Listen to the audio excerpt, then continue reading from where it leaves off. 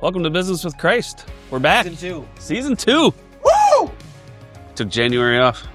Breaks are good. Yes, they are. How was everybody's holidays? Holiday. Merry Christmas to you, too. Mine was great. Yeah? Yeah, lots of things. Go anywhere? No, well, everywhere. Just Milwaukee and back like 7 times. Oh, wow. We got combinations of family Christmas and then nephew's birthday and then other nephew's birthday, like back to back to back. How was your Christmas? It's a great Christmas. Yeah? Did you go anywhere? Nope. Stay in the area? In the office. Ooh. There you go. Christmas Ooh. in the office. Yeah. There you go. Saw pictures of you in a very funny, ugly sweater. Where was that? All over. I also saw the same photo. I don't know what you're talking about. And you did it well. Yeah. Okay. Well done. You wear the ugly sweater well. I have no clue what you're talking about. Okay. It's okay. It's all Look right. back. You'll find it. Mm-hmm. Flashes on screen. That That would be something. would be good. I know a guy that can edit that in. Really? Yeah. What's his name? I don't know. Down the hall. We'll figure it out. Caleb. Season 2, technically, I guess. Yeah. Sure. This is great. This thing continues to grow. It's been awesome. It's been awesome. Our chamber events have grown. Our following has grown. The word is getting out. I am continually hearing from other communities that they want to be part of this and they want to bring it to their communities. So something's working. Good thing you and your dad had that conversation, Apparently. Yeah. which we've talked about a few times on the show. Exactly. They have conversations a lot. Well, we're going to get right into it. Aaron Spielbauer is here today. He's a financial advisor. He has been part of our group for quite a while now. Great family guy. Great. He's a good dude. So excited for everybody to hear this conversation. And we'll hear from James Marketing Company first, Kyle's company. Appreciate them producing this podcast and being in their studio again. Let's hear what they have to say, and we'll be right back with Aaron. Today's episode is brought to you by James Marketing Company. If your business isn't growing, it's not a traffic problem. It's a strategy problem. We help companies attract attention, build trust, and turn that visibility into real revenue. If you're ready to stop guessing and start scaling, visit jamesmarketingcompany.com. Welcome back to Business with Christ. We're here with Aaron Spielbauer. He is a financial advisor. He is somebody we've all gotten to know through our Business with Christ program at the Chamber. And excited to have him on today. Welcome, Aaron. Thank you. Thanks for having me. Tell us a little bit about yourself. Well, live in Menasha. Been married to my wife, Kim, for almost 19 years. And we have 7 kids, ranging from almost 18 to almost 2. So we have a busy household. We got 5 boys, 2 girls. And eventually I'll learn all their names. That's my joke that I steal from Jim Gaffigan. They keep us busy. My wife's a church musician by trade. All of our kids are musical like she is. Love sports, basketball, sheephead, playing cards, anything like that. A little bit about me. That's awesome. So what got you into financial work? Well, I was a school teacher in Menasha for 6 years, and a guy I met through church asked to sit down with my wife and I and kind of did a little financial spiel, and I had no idea what he was talking about. And so he kind of squared us away, and he just asked if I had any desire to come work with him. And at that time, I was coaching 2 sports and doing summer school, all the school things. And I got really interested in what he shared with me and started working part-time. Initially thought was, I'd work with clients over the summer initially. And I found that the more I got into the financial realm, a lot of people were just like me. I met with other teachers, family members, some college friends, people in healthcare, and everybody had some area of personal finance that I could help them with. And most people go into teaching because they want to help people. So I just found like this was another avenue where I could help and kind of use the gifts God had given me to help other people. And it was part-time for a couple of years. And eventually, made a career change. I've been doing it ever since. What's it like when you have to work with people in some of their more intimate details of life when it comes to finances. I mean, you're getting a peek behind that curtain. I mean, that's Absolutely. significant. Yeah, it's a interesting it's an interesting avenue to dive into with people because personal finance is so personal. And unfortunately, we as a culture don't talk about it very much, right? It's this big mystery. And I know we talked about it a little bit, but unless your parents pass it down to you or you have a really big interest in it, we're all just kind of doing the best we can. And there's a lot of talking heads out there, right? And so trying to know where to get, the best financial advice or the best recommendations and somebody that's going to help you is tricky, and you got to trust somebody, and everybody's afraid of getting taken advantage of. And I think as I got into it more, and I know we're talking about faith and how faith interacts with business. Top two reason people get divorced is money and infidelity, and the money side of things, there can be so many differences in opinions between spouses, and how they grew up with money. And so that's another avenue that I've just felt like I'm trying to do God's work through working with families on the personal finance side of things. Good. Tell us a little bit about your story. Where were you and where are you now? Are you talking about faith-wise? Faith, family.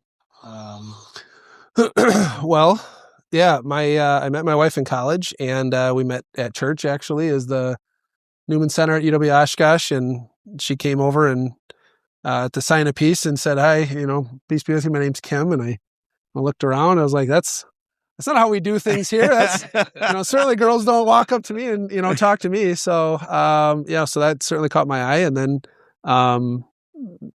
we got reconnected another time and finally had to find out this girl's phone number. And so this was before social media. So I ended up calling half a dozen different people trying to get her phone number. And I was calling people and didn't know who they were. They didn't know who I was. And eventually, connected with her. And my dad actually asked me last night, why were some of the reasons you fell in love with Kim. And one of them was her deep faith. So faith became important to her before I think it really got a hold of me. And it was several years after we got married, I went on a Curcio weekend retreat, and that was a big deal for me, and participated in a men's group called That Man Is You, and those two just really kind of lit me up, and I've been really passionate about faith ever since. I think that was one thing that stuck out to me right away when we first met was you are bold for your faith. And again, you can tie that into your work life. You tie that into your family life. We were just talking this morning on how it's fun to be able to pass that on to your kids. I know family is extremely important to you. How does that balance out for you? Work and family and faith and all the other things that go into this amazing thing we call life. Right. Well, I know I've shared it with you, and you actually read the book, The Slight Edge. That was a book that got a hold of me 10 plus years ago. And that book, I pitch it. And if the author, Jeff Olson, if I could get royalties on that book, I should, because I talk about it all the time. I pass it out to people, but in that book, he talks about, just little changes, little things that are decisions every day, easy to do, easy not to do. And in that book, he challenges you to read 10 pages of a good book a day. And at that time in my life, I wasn't a reader, and I was like, I can read 10 pages a day. And so that got me into like the idea of self-improvement. And then one of the areas I realized is like, if I'm going to be improving on something, my faith needs to be one of those things, the most important thing. And so ever since then, I always, have two books going. One's a faith-based book and one's a self-improvement book. And once that got a hold of me, that just spilled into my relationship with my wife and my kids.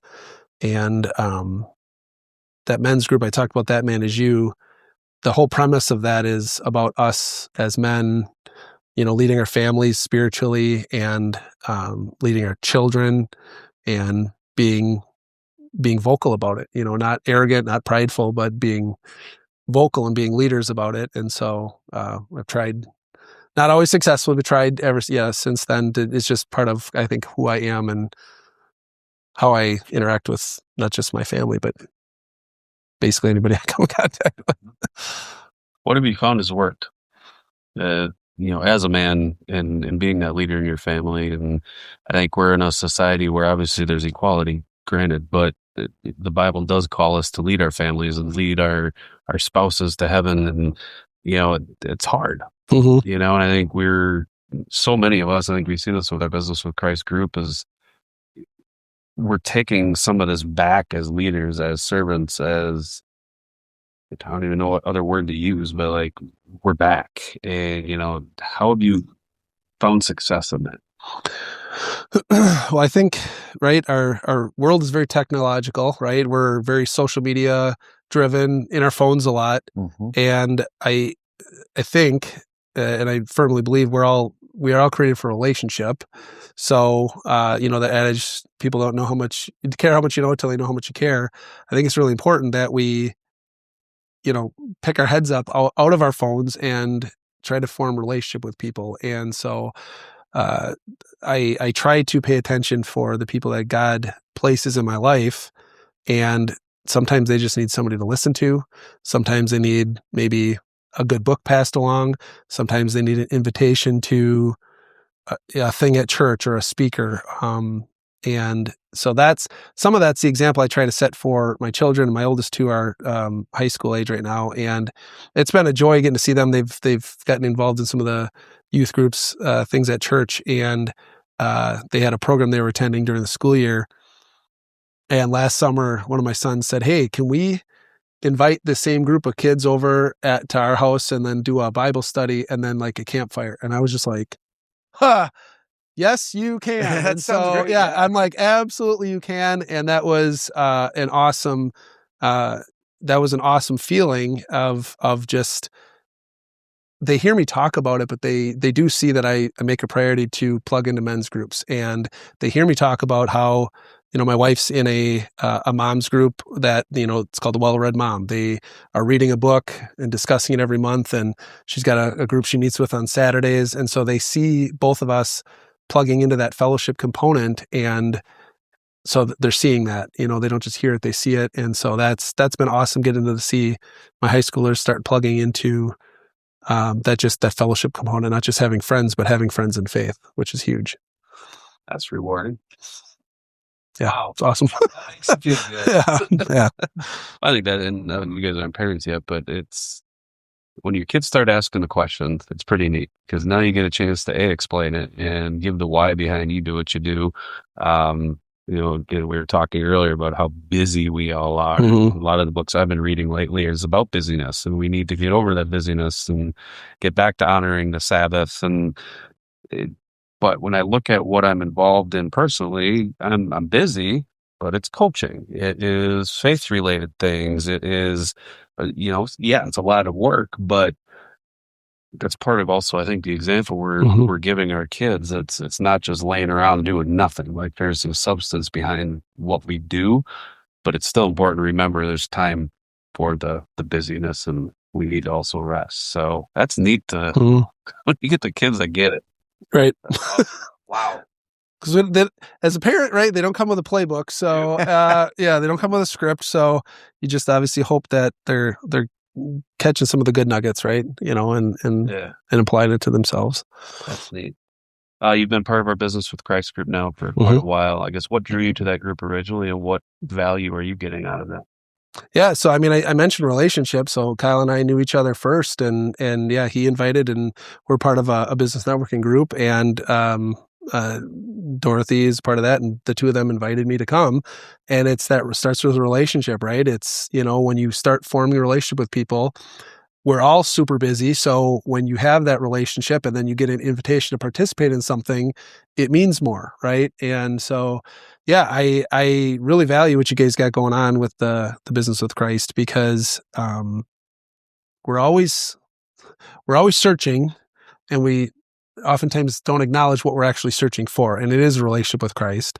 And the fact that you guys we all have to be working, right? We're called to work, but that work's not supposed to be separate, right? It's not that I have my parenting bucket and my hobbies bucket and my work bucket, and and then my faith bucket. It's supposed to be completely interwoven in amidst all of that. And the fact that so oftentimes we're not supposed to bring our faith into the workplace, and the group's not being ashamed to do that, I think is great. And the people I feel like are starting to come out of the woodwork because you're hungry for it. The people are hungry for it. They don't know that that's what they're hungry for. Right. Mm-hmm. And, having a like-minded group of, how we bring faith into work is a great topic. And I think I always walk out with a nugget, which is great. The topics that you guys bring up are always great discussion. And, I talk about it with other people, and, and every time I mention Business with Christ, they're like, really? Like, that's a thing? And I'm like, yeah, it's a thing. You should come check it out, So, yeah. That's right. Been a lot of fun. Let's take a break. Serve Wisconsin is one of our partners with Kingdom Network. It's a great group of business owners and leaders that are trying to do commerce together. So we'll hear from them shortly, and we'll be right back.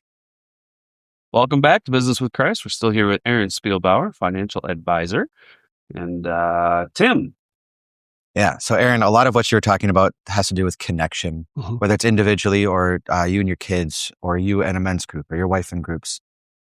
And another thing you talked about was kind of like impressing on your children, but doing it through action. Mm-hmm. Can you talk about the balance between words and actions, and how living your life a certain way has an unspeakable impact on a group of people? Oh yeah. I mean, people are always watching, kids first and foremost, but our coworkers, our peers, our friends, they're always watching what we do, not just what we say. And I think that's, myself included, everybody needs to be aware of being the hypocrite, right? Mm-hmm. Where we say this thing's important, and then our behavior says otherwise, because our actions are always going to speak louder than our words, for sure. And I think if you want to be taken as somebody that's genuine, you need to close that gap of the discrepancy between what you say and what you do. They got to be closer more often online than not, to be credible, to be trustworthy, and then for that invitation, like we're talking about, to really mean anything, right? Yeah. And, how much of that is like being the same you? I mean, you've got a lot of different hats you wear between dad, husband, financial advisor, and then mentor or mentee, or walk alongside someone. But you got to be the same person in all those. Otherwise, something is a mask, right? Mm-hmm. Oh, totally. And I think once the faith side really kind of got a hold of me, and the idea of self-improvement, once those two both really got a hold of me, then you really do kind of need to be the same person, right? You can't be talking one way with buddies and then try to be a different person in front of your clients, and then try to be a different person with your wife. Something's going to give with that. And again, that credibility piece really kind of just goes out the window. So when you kind of try to root yourself in faith, and for me, again, it's always trying to be a better version of yourself, that it just needs to spill over into all the areas of your life. It's easier to know your truth and to stay with that truth. Mm-hmm. That's huge. How, again, juggling all of this, 7 kids, how do you do it all? I have 2 and it's a struggle. Well, I married an amazing woman, and I joke, right, when we were engaged and talking about starting a family someday. I said I'm the oldest of 4, so I said I wanted 4, and she's the youngest of 7, so she said she wanted 7, and we were like, well, God willing, we'll have somewhere in between there. So it was wonderful. We were opening a big family, and I tease and say, I wanted 4, she wanted 7, so we compromised and had 7. But no, it's really interesting. We got married, and we had 2 kids in our first 2 years of marriage, and so we were open to life, obviously, right away. And our thought process was we were going to wait to have kids, and God changed that plan. God knows way better than we do. But I mean, we have a lot of friends that we can that have this struggle and the pain of either not being able to conceive or had a really hard time conceiving, and so those times where you're up with a crying baby or whatever, and it's like, I got lots of friends that would love to have nothing more than to have a sleepless night with a crying baby. And so I just think that the narrative in our culture is that kids are a burden. Our culture puts an undue amount of stress on us that kids are expensive, and so you're irresponsible if you have more than one. My wife and I help with the Green Bay Diocese marriage prep program for engaged couples. And one of the gals that was a speaker one time made a comment, and I thought it was awesome. I don't know if it was her thing or if she got it somewhere, but it was like, anytime God sends you a baby, he's going to send a loaf of bread with it. That God will always provide, right? So the idea about just being open to life and anybody with a big family will tell you that you can't operate that if the older kids aren't going to be helpful. Like that's a prerequisite. If you're going to have a big family, right? The older kids, they take on responsibility and they help, and that's the only way you make sense of the chaos when you got that many under one roof. Yeah, for sure. That's awesome. Yeah. One thing I admire about you is your love of books, Mm-hmm. and we obviously talked about the Slight Edge. Mm-hmm. Yes, you should be getting royalty. Handed that out, referred it. I'm a victim, customer. Yeah, right. Yep. Why do you love books so much? What is your philosophy behind that? Why should we be reading? Why should we always be wanting to learn? So that book's not going to be the silver bullet for everybody, but why it got a hold of me was he talks in that book about faith, family, fitness, finance, your future legacy, like how the world's going to remember you. He addresses all those different areas, and it's not all his original work. Like another self-proven guru that he got a ton of his stuff is from Jim Rohn, right? And he credits Jim Rohn throughout the book and in the back. And I love Jim Rohn's stuff as well. But he packaged it in a way that's really accessible. And he talks about just, the first decision you have in the morning is, do you hit snooze or do you get up and do 10 push-ups? And then, multiply that out over 90 days. If you do 10 push-ups every day, or hit snooze every day for 90 days, which are you a better version of yourself?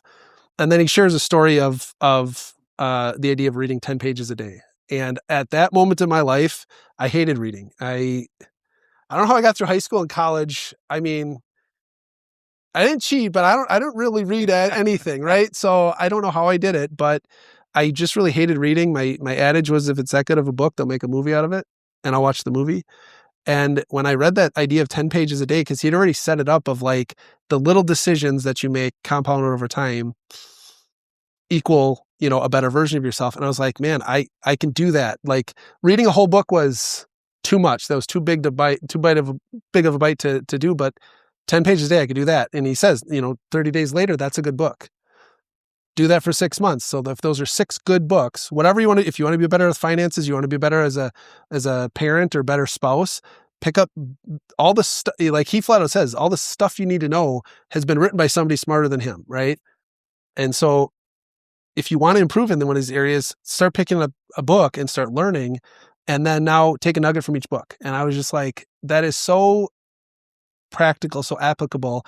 And I remember after I read it the first time, one of my third son was a little guy. I was at the house and I was sitting on the swing set. We had a sandbox and it was kind of wet sand. And so he's playing in the sand, gets the wet butt. And I'm sitting on the swing, just keeping an eye on him. And he wants to come sit on my lap. And I'm just like, first reaction is, no way, dude. I'm going to get all wet. I'm going to have to change. And then the book resonated with me. It was like, okay, this is an easy thing to say yes to, an easy thing to say no to. If I say yes and he sits on my lap, now I'm spending some time, a couple minutes with my son, and I go in the house and I change my pants. I say no, he's okay, fine, I'm dirty, whatever. But you just stack those little yeses and you stack those little no's over time, and now you've maybe got a great relationship or a good relationship, or you've got a struggling relationship, right? So that feeling never left me. And then, that, like I said, that just got a hold of me, and then that led into the whole genre of self-improvement.